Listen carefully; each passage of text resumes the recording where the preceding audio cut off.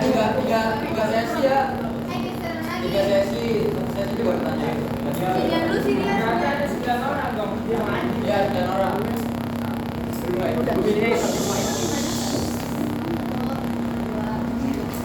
Assalamualaikum warahmatullahi wabarakatuh. Waalaikumsalam warahmatullahi wabarakatuh. Selamat siang teman-teman semua. Di sini kami dari kelompok 2 yang akan menjelaskan tentang anabolisme karbohidrat pada tanaman dan khusus pada tanaman jenis C3. Sebelumnya perlu diketahui bahwa salah satu proses dari anabolisme karbohidrat itu adalah proses fotosintesis yang akan dijelaskan oleh teman saya atau teman kami yaitu Milda. Nah, sebelum kita dimulai, mari kita perkenalkan diri terlebih dahulu. Nama saya Amanda.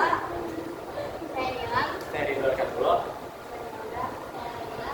Saya Muhammad Khairati.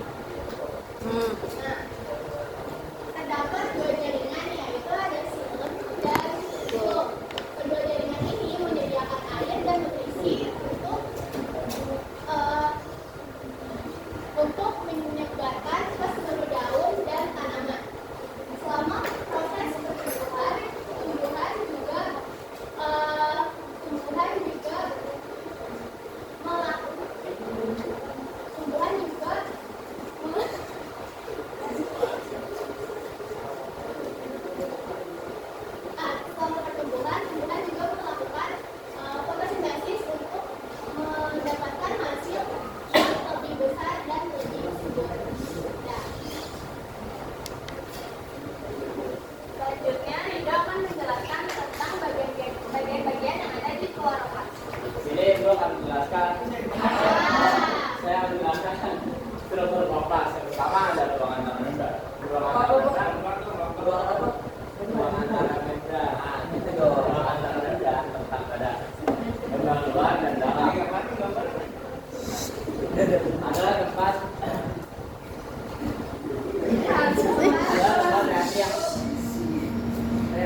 reaksi yang penting bagi siklus oksidasi asam amino, oksidasi asam lemak.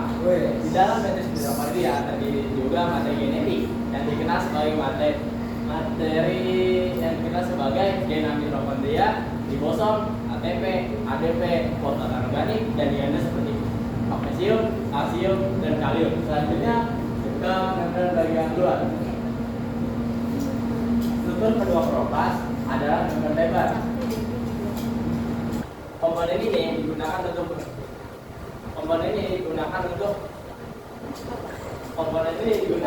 mengatur keluar masuknya material padat dan cair pada membran.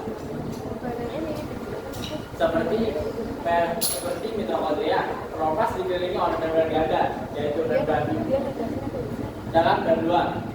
Membran luar sangat permeabel, digunakan untuk menserap molekul lebih kecil dari 10 kilodalton tanpa selektivitas antara sensitivitas dan menutupi ruang intramembran antara membran luar dan dalam kropas. Selanjutnya tilakoid dan stroma.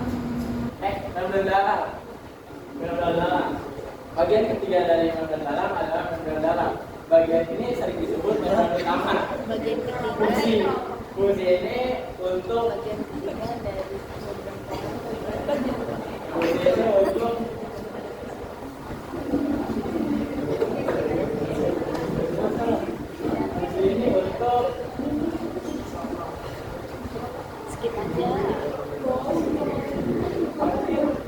skip aja.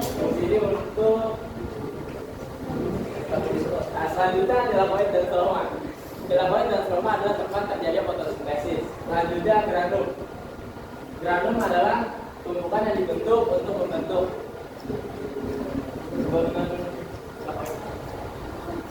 granum adalah tumpukan yang dibentuk untuk menggabungkan dua 100 tilakoid menjadi satu.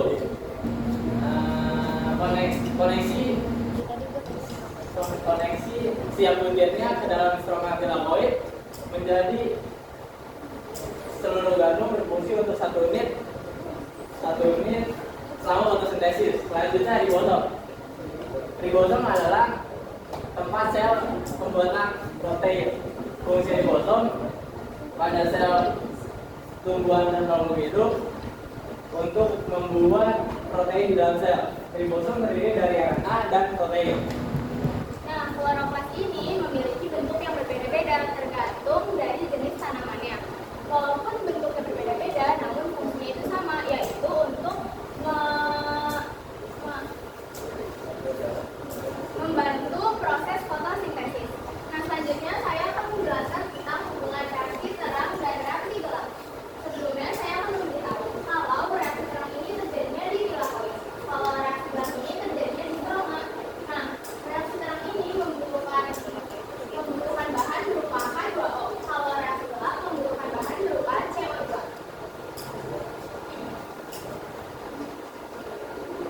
Nggak kelihatan lu. Ganti aja.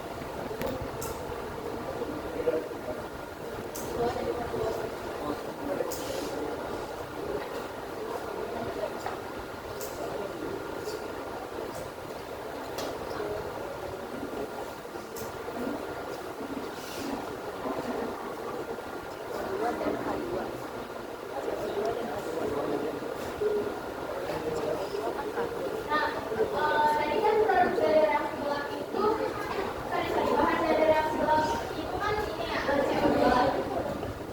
Reaksi gelap. Nah, si CO2 ini akan menghasilkan C6H12O6 atau gula. Nah, sedangkan reaksi terang ini bahannya tadi kan H2O ya. Nah, H2O ini menghasilkan O2.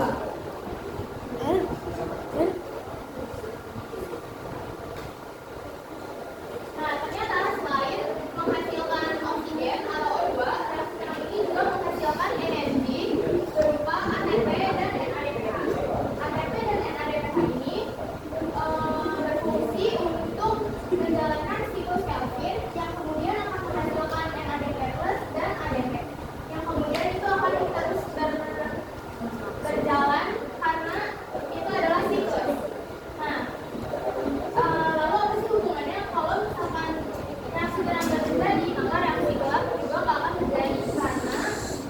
gelap ini membutuhkan energi berupa ATP dan NADPH. Nah, kenapa sih disebutnya reaksi terang? Karena reaksi terang ini bergantung pada cahaya, sedangkan reaksi gelap tidak bergantung pada cahaya. Untuk tergantung tentang reaksi terang dan reaksi gelap akan dijelaskan oleh ATP dan cahaya. Baik, saya akan menjelaskan tentang proses reaksi terang. Sebelumnya saya akan berjelas untuk tegas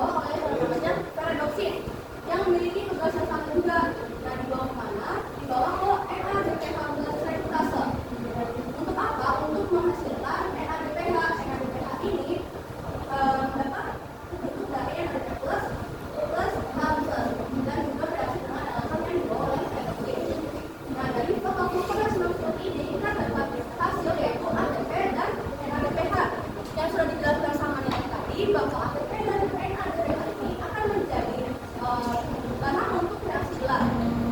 Seperti itu. Sekarang saya lanjut ke fotofosforilasi secara siklik. Nah, perbedaannya itu di mana? Perbedaannya adalah pada fotofosforilasi siklik hanya menggunakan fotosintesis 1, sedangkan pada fotosintesik menggunakan fotosintesis 1 dan fotosintesis 2. Nah, sama halnya dari serangkaian awal, ketika cahaya masuk di klorofila atau di gerak fotosintesis 1 ini akan memicu oksidasi elektron juga. Lalu elektron akan memicu akseptor elektron primer. Nah, yang menjadi perbedaan di sini adalah kalau misalnya di sini elektron di akseptor elektron primer ini akan dibawa oleh redoxin menuju NADPH plus fase untuk membuat NADPH. Namun, tujuan dari fotofosforilasi ini hanya untuk menghasilkan ATP sebanyak-banyaknya untuk menjadi sumber energi langsung bagi sel. Jadi dia tidak untuk proses reaksi gelap, namun hanya difungsikan untuk menjadi sumber energi bagi sel. Oleh karena itu, elektron tidak dibawa ke redoxin menuju NADPH plus fase, melainkan menuju kembali ke energi melalui rantai transport elektron. Nah, redoxin membawa elektron menjadi rantai sitokrom dan fotosintesis. Nah, sama halnya pada non-siklik, proses sitokrom akan memicu molekul plus dan memfasilitasi sintase, lalu bersama dengan ATP plus PI akan membentuk ATP kembali. Nah, setelah itu perbedaan yang lain adalah karena elektron kembali ke NADPH plus akan sering terjadi namanya fosforisis air atau pemecahan H2O. Seperti itu. Terakhir di sini saya akan memberitahu teman-teman kalau misalnya ATP yang dihasilkan di fotofosforilasi ini dalam satu siklus akan menghasilkan satu ATP. Dan hasil di fotofosforilasi siklik dalam satu siklus atau satu rangkaian secara sempurna akan menghasilkan 3 ATP dan 2 NADPH.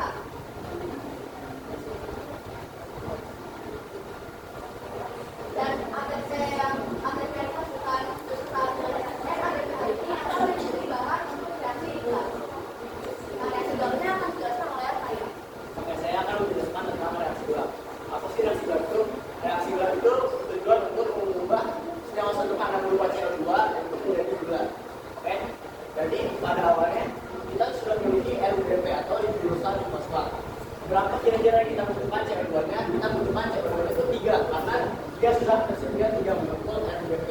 Jadi pada tahapan reaksi gelap itu dia memiliki 3 tahapan. Yang pertama adalah tahap fiksasi, tahap reduksi, dan tahap regenerasi. Tahap fiksasi itu tahap pengikatan. Kalau misalkan reduksi itu dia pelepasan. Oke.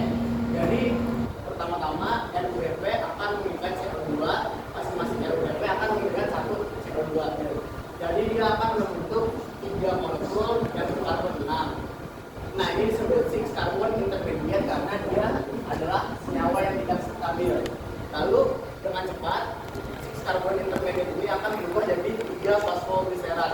6 molekul 3 fosfogliserat. Kenapa bisa kayak gitu? Karena dia dia tuh dipotong. Jadi karbonnya kan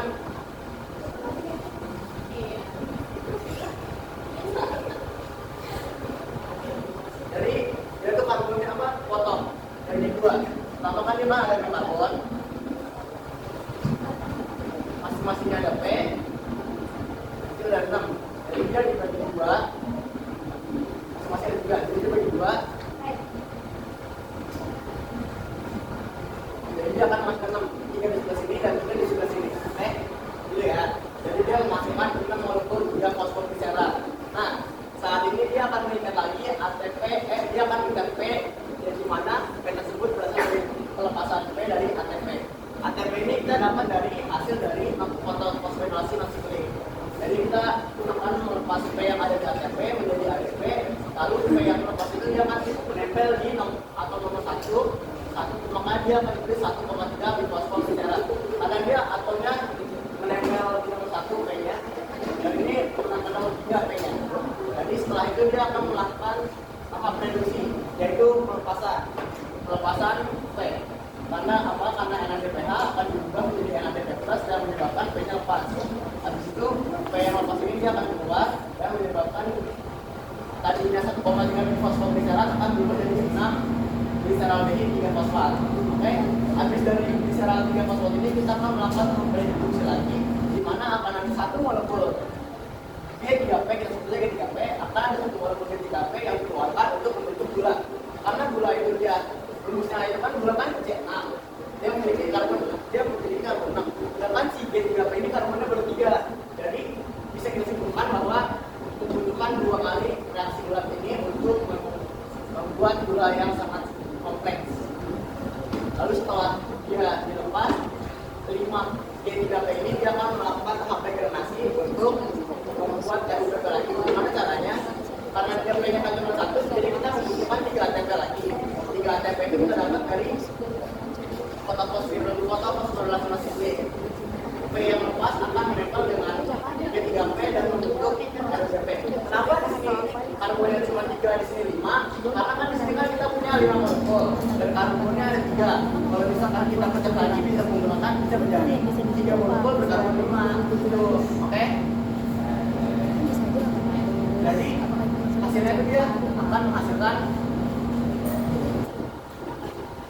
pertama awalnya kita menggunakan CO2 kita menggunakan karena kita melakukan 2 kali reaksi gelap untuk menghasilkan gula.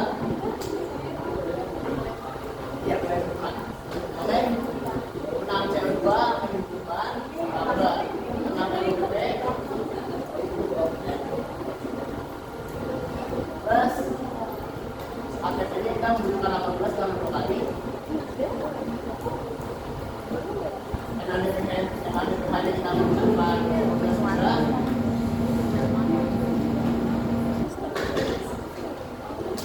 Akan menghasilkan ya, gitu ya.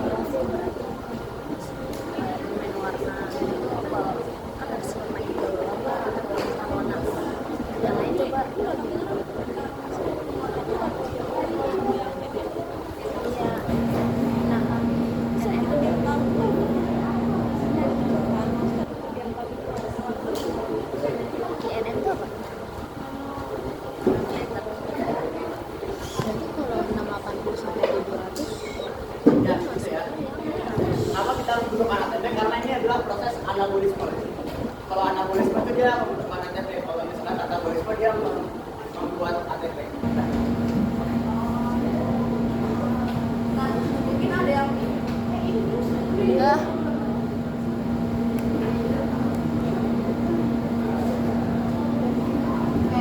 mungkin ada yang bingung kenapa kita tuh dapetin kan di sini dalam siklus ini kan dalam siklus reaksi gelap itu diikuti dengan ATP sama namanya terus dengan sama dan kan. Nah, 3 itu dari sini. Kan 6 tambah 3 9.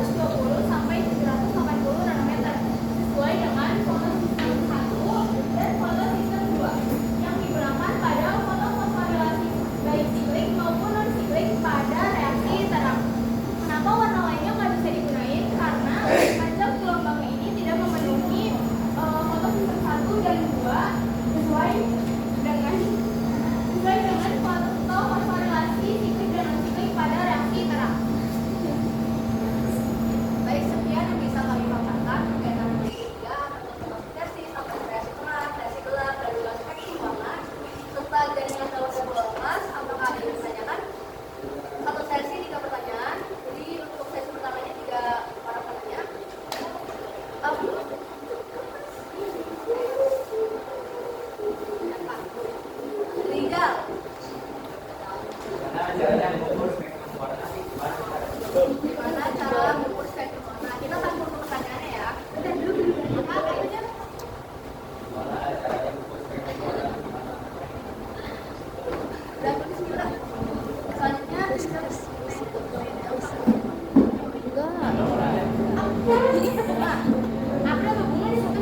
bunga. Nih, kan itu kan ada reaksi terang sama reaksi gelap. Nah, apa sih kalau misalkan yang di reaksi gelap tuh emang pakai cahaya matahari atau enggak? Udah itu pertanyaannya sudah dijawab. Reaksi gelap pakai cahaya matahari apa enggak? Nomor 2 nih yang bunga yang nanya.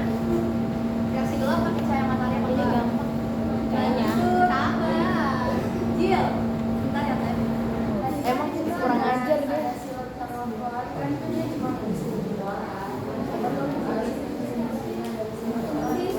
Fungsi silam dan flow yang nomor 3.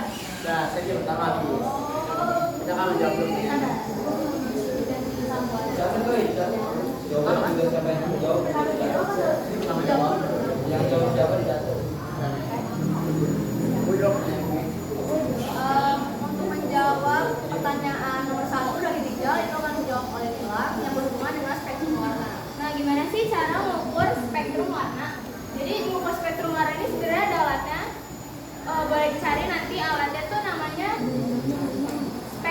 spektrofotometer. Itu ada di Google, boleh dicari nanti kayak gimana cara kerja spektrofotometer ini. Oke, makasih ya Rizal. Bisa ditahan ya? Pertanyaan kedua dari Bunga akan dijawab oleh Raya. Reaksi gelap pakai cahaya matahari, tentu saja dia juga menggunakan cahaya matahari ya. Karena dia disebutnya independent light. Walaupun dia ada cahaya, walaupun dia ada cahaya, dia bakal berjalan. Kecuali pertanyaannya bakal bisa diganti menjadi apa sih yang terjadi kalau misalkan tanamannya nggak dapat cahaya sama sekali. Nah, itu baru reaksi gelap nggak bakal bisa. Karena apa? Karena reaksi terangnya nggak bakal bisa jalan juga. Berarti dari reaksi terang baru ke reaksi Iya. Pokoknya kalau misalkan reaksi terang berjalan, baru dia bisa melakukan reaksi gelap. Sudah jawab. Sekarang pertanyaan ketiga tentang fungsi silam dan flow yang akan dijawab oleh Lela. berfungsi untuk mengalirkan air dari dari akar ke daun. Nah, ya, untuk ini fungsinya untuk mengangkut hasil fotosintesis dari daun ke seluruh tubuh yang ada pada tumbuhan. Jadi dapat disimpulkan kalau sesaat flow itu yang mengangkut atau membawa hasil dari itu semua ke yang itu disebabkan ke sel tumbuhan. Contohnya kayak ini ya, yang di sini kan emang khusus untuk sumber dari tumbuhan. Jadi dia bakal dibawanya sama flow. Masuk. Terima kasih untuk sesi kedua. Oh, Panti senang. April. Ya. Nawa. Emang konyol. Iya, takut banget, takut. Nawa. Apa saja keunggulan dan kelemahan dari proses fotosintesis pada tanaman sendiri?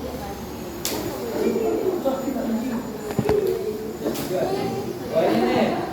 Keunggulan dan kelemahan dari fotosintesis tanaman Buah. Iya, apa ya? Marah. Iya, apa nih? Nih, tadi kan di tahapan reaksi terang ya. Itu hanya menangkap panjang gelombang 680 sampai 700 doang atau bisa lebih. Udah gitu. Bentar, ini dulu. Itu pada reaksi terang mengalami fotosintesis itu menangkap panjang gelombang 680 sampai 700. Iya, itu. Atau kurang. Kenapa harus 680 sampai 700?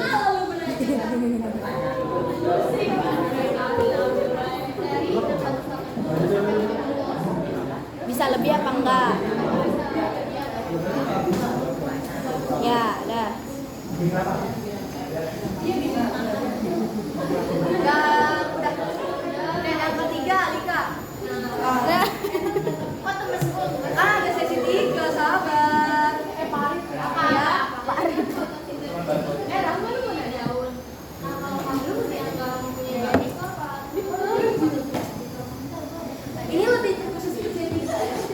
juga. Oke, makasih. Apakah kampus bisa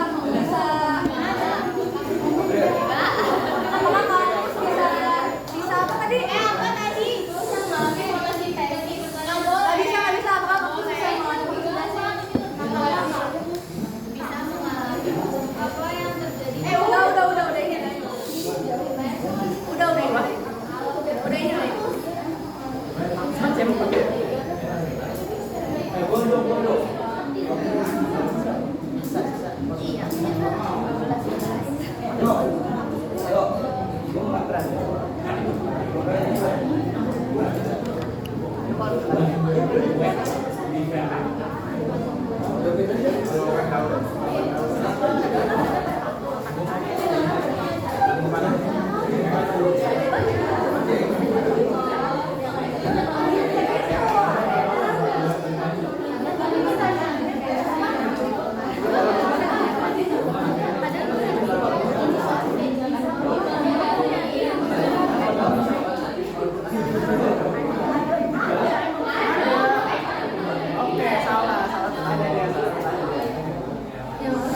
Pertanyaannya Nawa di dulu ya, kita mau diskusi dulu yang paling terakhir pada jawab. Saya akan jawab pertanyaannya April. Kan pertanyaannya, apakah bisa untuk reaksi terang ya? Apakah bisa menangkap panjang gelombang yang sampai 680 dan kali berhabis itu bisa lebih atau kurang? Kalau misalnya atau kurang bisa berjalan atau enggak? Itu jawabannya enggak. Karena dari sumber yang memang beberapa sumber yang kita dapetin, emang yang hanya bisa memenuhi itu, memang harusnya panjang gelombangnya itu 680 dan juga 700. Seperti yang berhubungan dengan spektrum warna yang tadi kita jelasin. Kalau misalnya utama C-nya 3 hanya yang warna merah spektrum warnanya, karena dia panjang gelombangnya itu antara 20 sampai 780 nanometer. Ini kan kalau hubungannya 80 sama 700 kan masuk ke sini nih. Ada di antara sini, jadi cuma warna itu doang yang bisa memenuhi. Apakah itu syaratnya?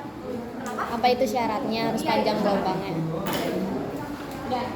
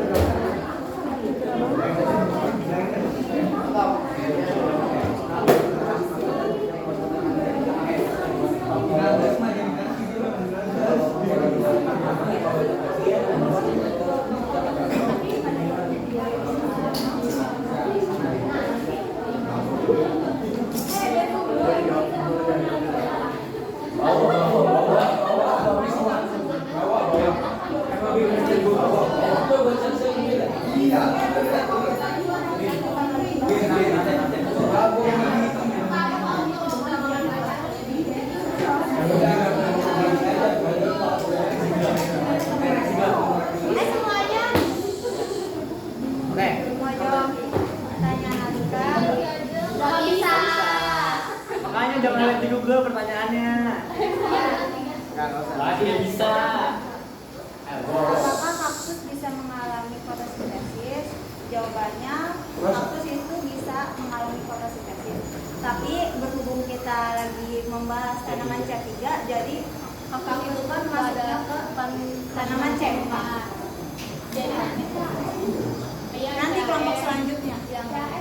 Jadi kesimpulannya itu bisa melakukan fotosintesis. Tapi kita nggak bakal bahas di sini karena yang bahas itu kelompok selanjutnya.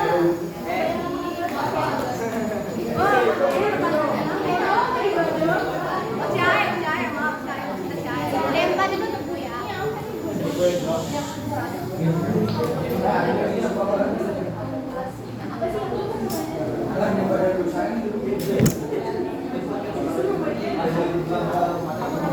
Data gue habis kah?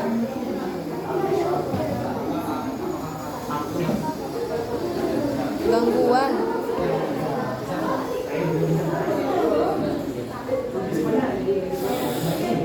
Gangguan anjay.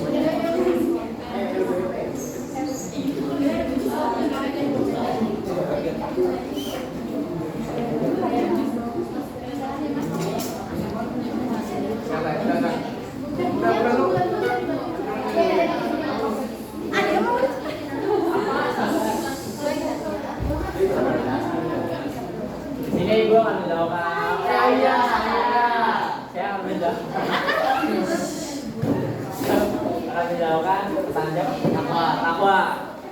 Kelebihan dari tantangan C3 itu dapat beradaptasi di lingkungan yang lembab dan kering. Nah, Jadi dia kalau pemahaman dia tahu untuk pemahaman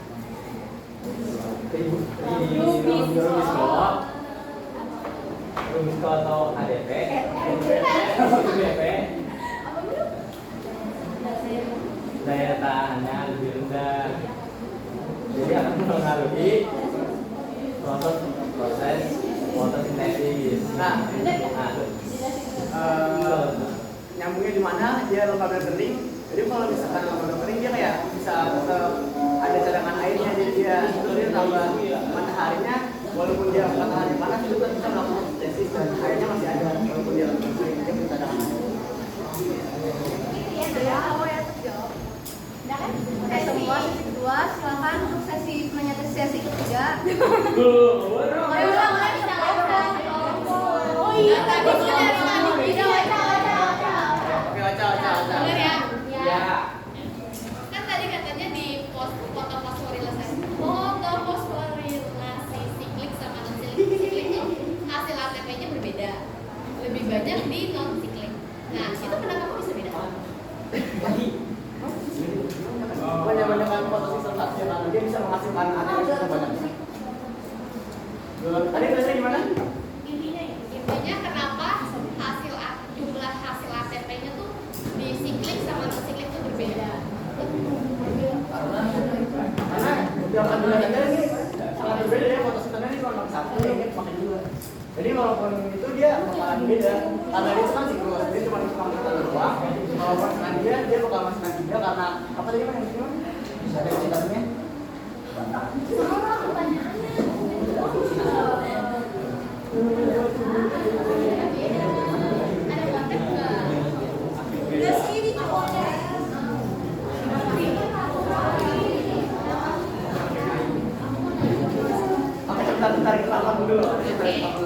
Lanjut.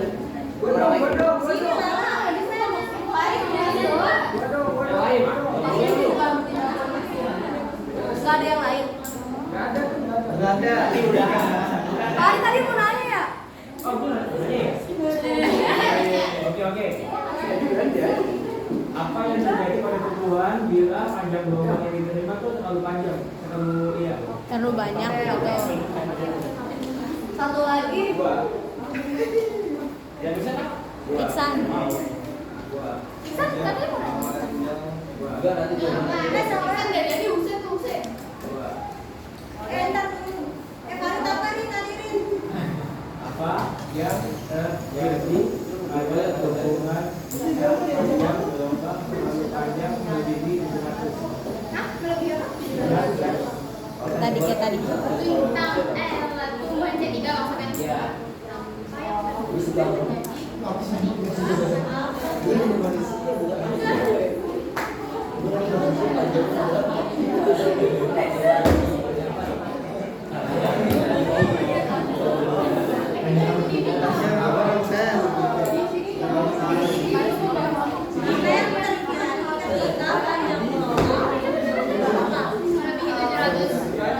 Gak bisa.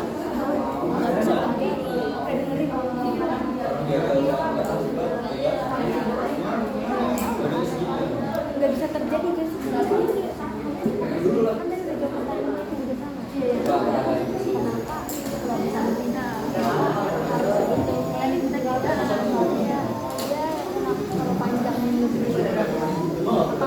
Udah kan?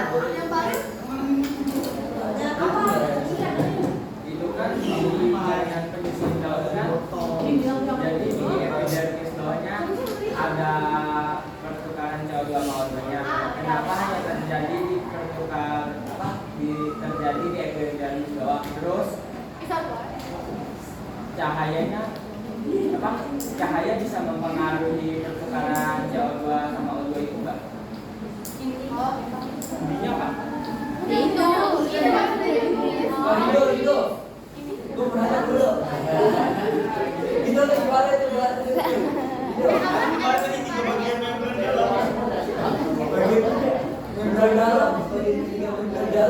Apa fungsinya?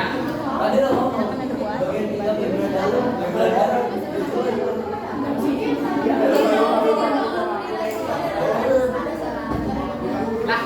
Waalaikumsalam Ibu. Pas banget tuh. Iya, sesi kebanyakan Bu. Iya. Tadi kalau Bapak Ibu. Tadi kalau kebanyakan Bu. Jawab yang tadi. Emang nggak bisa Bu? Cuma hari aja. Ibu udah pulang Bu? Udah pada pulang? Udah pada pulang Bu?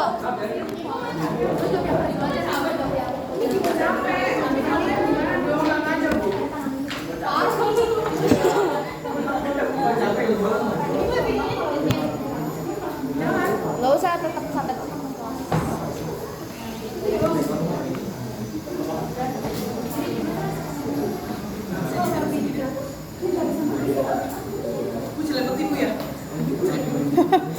Iya lagi.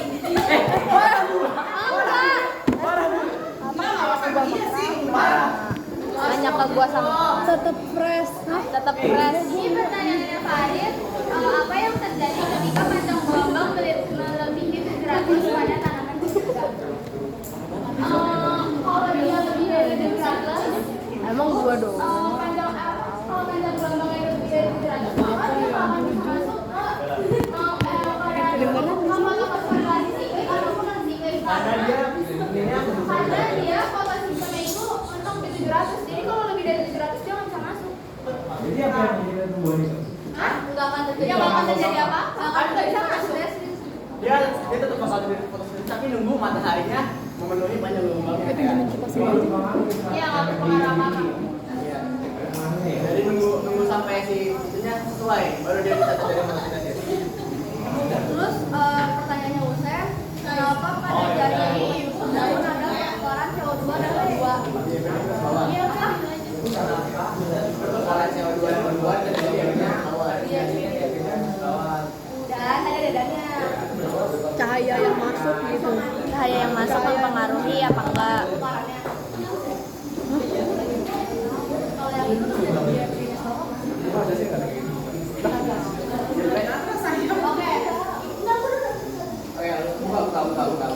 Kalau menurut gambar yang ada di sini, bisa diperhatikan kalau misalnya di evidence di bawah itu ada yang namanya sel penjaga. Namanya sel penjaga. Sel penjaga. Jadi buat Nah, membantunya. itu fungsinya memang untuk terjadinya pertukaran, membantu pertukaran antara CO2 sama O2. Kalau di yang atas nggak ada tuh. Iya. Jadi di bawah dia. Memang udah tempatnya di situ. Iya, gitu. Kalau misalnya CO2 itu kan dia masuk karena untuk proses reaksi gelap. Nah kalau O2 itu keluar karena hasil dari proses reaksi terang dia fotosintesi non siklik. Nah cahaya mempengaruhi apa enggak? Kalau menurut kita sih mempengaruhi karena kan cahaya itu mempengaruhi reaksi terang nih. Nah gini ya, kalau misalnya nggak ada cahaya berarti nggak akan terjadi ekstasi elektron, nggak akan terjadi fotosintesis air, nggak akan ada O2, jadi nggak akan ada O2 yang keluar. Jadi cahaya berpengaruh pada fotosintesis dan pada pertukaran itu. Oke? Gimana? Sel penjaga itu namanya apa? Stomata. Stomata itu menurut daun ya. Ya. Jadi dia itu bisa nutup, bisa Sama membuka. buka. Jadi fungsinya buat fotorespirasi. Fotorespirasi itu kan proses keluar masuknya CO2. oksigen dan CO2. Jadi oksigen sama CO2 itu bisa keluar dan masuk kalau si stomatanya buka. Tapi kalau stomatanya menutup, dia tidak akan bisa keluar. Tanaman C3 kan? Iya. Ingat, yang mengalami proses fotorespirasi saat jangan main layangan aja ya. Apa lo? Nggak mau saya. Jadi yang mengalami peristiwa fotorespirasi itu hanyalah tanaman jenis C3. Nanti tanaman C4 semacam itu tidak mengalami peristiwa fotorespirasi ya, ya.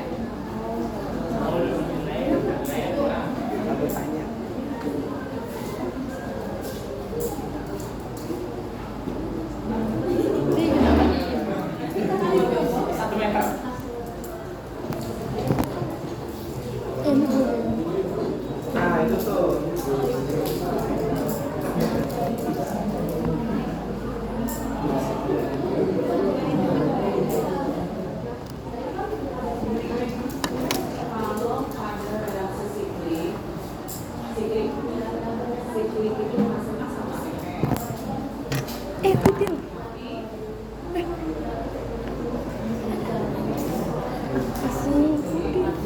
Ya udah.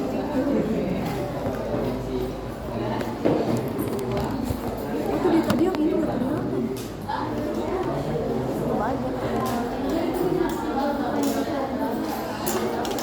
Coba jangan dia udah mah. Udah habis, gue kehausan. Ini bisa dibuka jadi dua gak? Enggak aja, ini kan cuma buat itunya doang. Kalau nggak pakai ini bisa loh. Bisa, can do, but it's not good. Biasanya gimana? Ini pakai sedotan. Oh. Ini buat apa? Buat naruh ini. Kalau mau minum.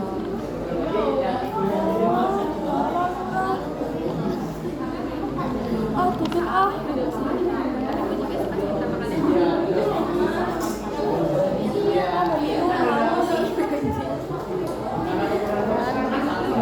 Kayaknya Iksan naksir deh sama tampil gue. Tinggi soalnya.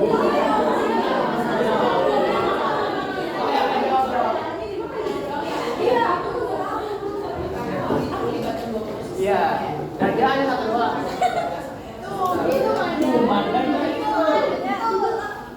Oke, kita akan menjawab pertanyaan Ocha. Kenapa hasil ATP-nya berbeda? Dalam hasil ATP si klik ini dia lebih dikit. Satu ATP dalam satu siklus, sedangkan hasil ini menghasilkan 3 ATP dalam satu siklus. Itu ternyata dipengaruhi oleh fotosistem yang digunakan. Fotosistem itu kan tempat yang dimana klorofil ini menangkap panjang gelombang cahaya. Fotosistem itu kan adalah tempat di mana klorofil ini menangkap panjang gelombang cahaya. Nah, karena kalau di sini yang dipakai fotosistem satu doang, Sistem itu apa? itu sebenarnya unit fungsional dari fotosintesis yang berfungsi untuk penyerapan energi cahaya dan juga pemindahan energi cahaya. Fotosistem apa fotosistem? Ingat, pada proses fotosintesis ada yang namanya fotosistem. Kemudian ada juga yang disebut dengan kompleks antena. Oke, ada dua kan istilahnya. Ada fotosistem dan kompleks antena. Kamu lagi mau ngomongin di sini? Enggak. Tapi udah banyak kok. Ya, aman. Aman tuh. Kalau yang namanya fotosistem, apa fotosistem? Alat apa? Menangkap cahaya. Alat menangkap cahaya. Biasanya apa? Berupa apa alat yang menangkap cahaya itu? Daun. Klorofil? Apa hanya klorofil? Molekul pigmen.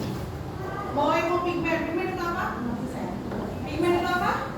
Zat warna. Nah, pada tanaman ingat ya, zat warna pada tanaman itu bukan hanya ada yang namanya klorofil, bukan hanya ada yang namanya zat hijau pada daun, tetapi juga ada yang disebut dengan daun itu punya zat warna lain kan? Jadi daun itu kan warnanya bisa hijau, ada daun warna hijau, ada daun yang warna merah nggak? Ada daun yang warna kuning nggak? Ada. Oke, daun bisa warnanya orange nggak? Bisa kan? Oke.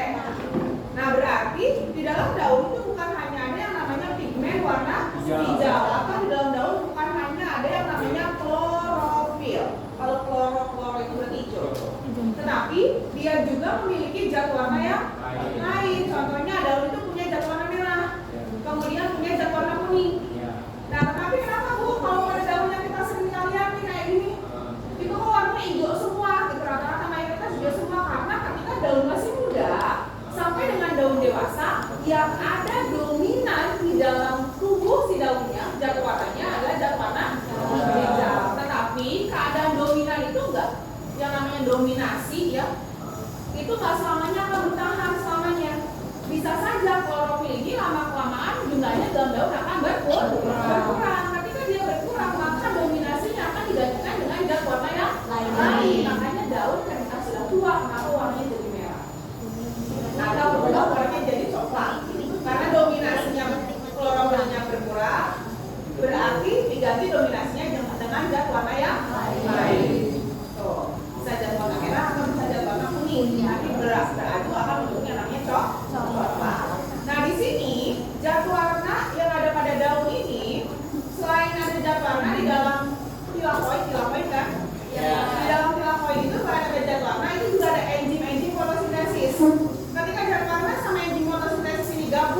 satu itu membentuk satu kesatuan sistem. Dan dia punya kemampuannya apa? Menangkap panjang gelombang cahaya matahari atau menangkap panjang gelombang cahaya. Nah, satu kesatuan fotosistem, apa kesatuan antara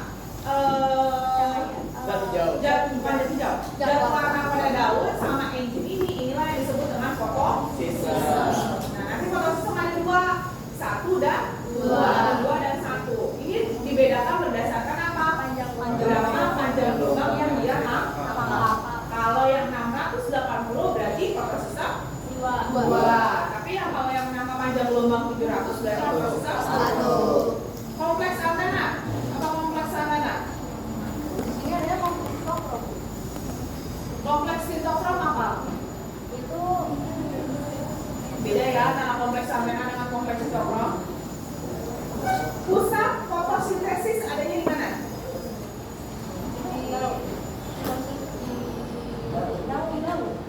Pusatnya, daun itu kan organ. Fotosintesis terjadi di daun atau di kloroplas? Kloroplas. Di dalam kloroplas ada tilakoid. ada tilakoid. Iya. Di dalam tilakoid ada? Di dalam tilakoid ada? Tilakoid ada ruang tilakoid. Di dalam tilakoid ada zat warna pada daun atau pigmen tadi ya, yang klorofil gitu kan. Nah, pusat fotosintesis adanya di mana? Di klorofil A. Iya di klorofil A ini. Klorofil itu jadi macam-macam ya. Ada klorofil A, ada klorofil B, ada klorofil C. Bedanya, oke baik. Jadi gini. Ya kita lihat, seumpama ini membran tilakoid. Ingat tadi satu tumpukan ini di dalam ini kan kloroplas kan. Di dalam kloroplas ini kan ada semacam tumpukan kayak gini kan, kayak tumpukan uang logam. Kamu pernah tumpukan uang logam nggak? Satu tumpukan ini kita kenal dengan nama granum. Granum kan?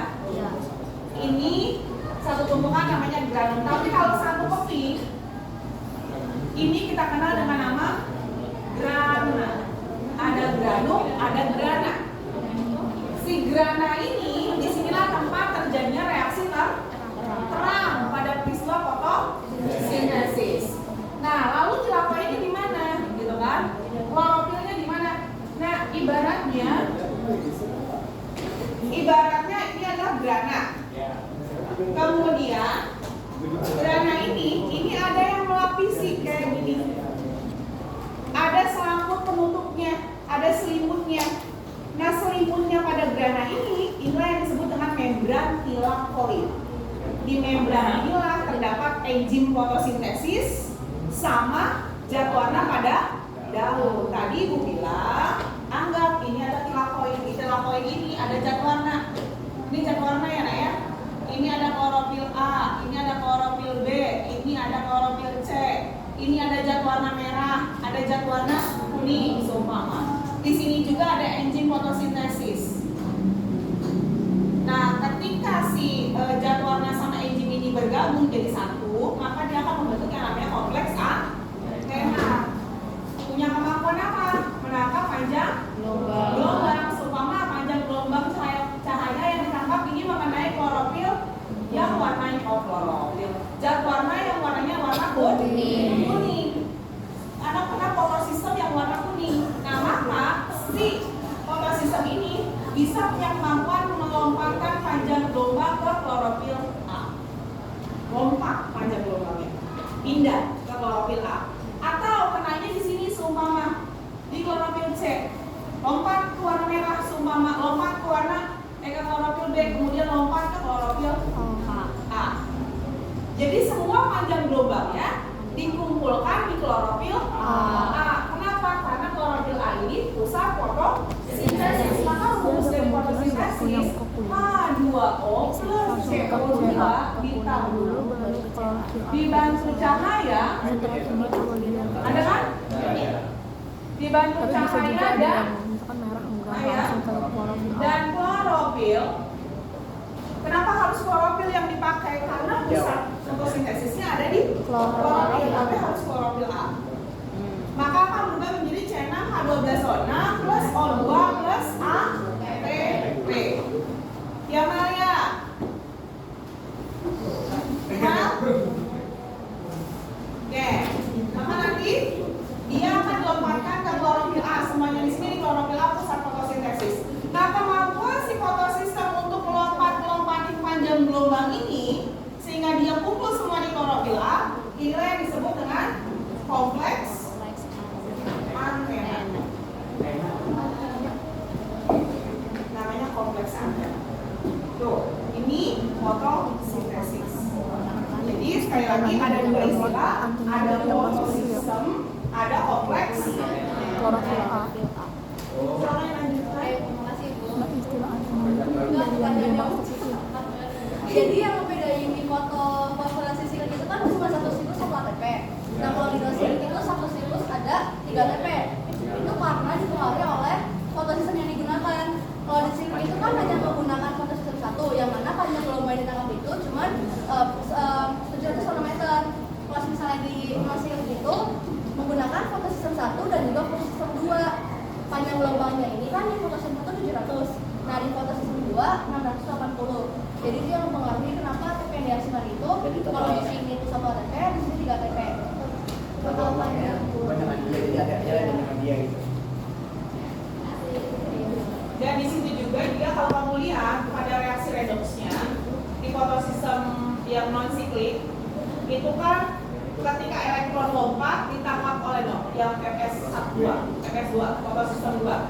Ketika elektron lompat, dia itu elektronnya akan ditangkap oleh enzim pasofenol, sitokrom dan fosfosianin. Nah, reaksi redoks yang terjadi itu menghasilkan 3. Ini reaksi. Kalau itu kan hanya kalau yang fotosistem 1 saja, itu kan hanya bereaksi dengan satu enzim saja kan, yaitu peroksid. Maka dia hanya akan menghasilkan 1 ATP. Kalau itu kan